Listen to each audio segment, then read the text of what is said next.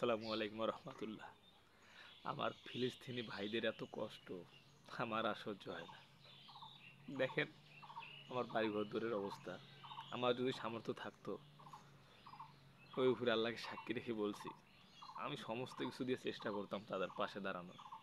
আমি আপনাদের পাহাড় ধরে বলছি, যাদের আপনাদের চলে ভালো, আপনাদের আর্থিক অবস্থা ভালো, তারা আপনারা সাহায্য করুন আমার ফিলিস্তিনি ভাইদের। তারা অনেকটা অসহায়। ছোট্ট একটা বাচ্চা, তার কান্না শুনলে চোখের পানি আমি ধরে রাখতে পারছি না। সে চিৎকার করে বলতেছে, আমাদের পৃথিবীতে ৬৭টা মুসলিম কান্ট্রি, তারা এত নির্যাতিত, এত নিপীড়িত, কোনো দেশ তাদের পাশে দাঁড়ায়নি। একটা দেশও দাঁড়ায়নি তাদের পাশে। তাদের পাশে কি আমরা দাঁড়াতে পারতাম না? ১,২৪,০০০ ১৭ জন মানুষ একবারে ব্রাস্ট করে দিছে। তারা ব্রাস্ট করে দিছে, উড়ে গেছে ধুলির মতো, তছনছ হয়ে গেছে একটা শহর। এই ফিলিস্তিনের খ্রিস্টানেরা, ইসরায়েল বাহিনীরা এভাবে নির্যাতন করছে, আর ৬৭টা দেশ হা করে তাকিয়ে দেখছে।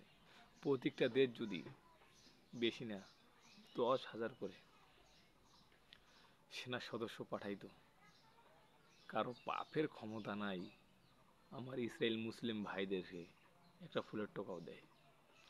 আমার বাংলাদেশে আমি স্যালুট জানাই, অল্প কিছু সদস্য হলো পাঠাইছে, তার ভিতরে একজন গুরুতর আহত হওয়ার পর ইন্তিকাল বরণ করছেন। যুবক, ২১ বছর বয়স, নাম অবশ্যই জানেন, পরশু দিন তার জানাজা হয়েছে, কমেন্ট করবেন। তো সব দেশে যদি এইভাবে পাঠাইতো, বাংলাদেশ তো আরও বেশি পাঠাতে পারে, ১ লাখ পাঠাতে পারে, ৩ লাখ পাঠাতে পারে, সমস্যা কোথায়? আর যদি সেনাবাহিনীরা না যায়, তাদেরকে পাঠাতে না পারে, আমাদের মতো যুবকদেরকে পাঠাই দেবো, আমরা গিয়ে যুদ্ধ করব, আমরা শহীদ হলে হব, আল্লাহ রাস্তায় শহীদ হব। আমার সঙ্গে যারা একমত অবশ্যই ভিডিওটা শেয়ার করবেন, একটা কমেন্ট করবেন। লাইক কমেন্টের জন্য ভিডিওটা করছি না, কষ্টে বুকটা ফেটে যায়। টিকটকে ঢুকলেই তাদের আর্তনাদ, কষ্ট, এগুলোর প্রাণে হয় না। আমরা কেমন আহিলাতের যুগে বসবাস করছি একবার ভাবতে পারেন? কিভাবে খুন করতেছে, পাখির মতো গুলি করতেছে আমার ইসরায়েলি মুসলিম ভাইদেরকে। আমরা কিছুই করতে পারছি না।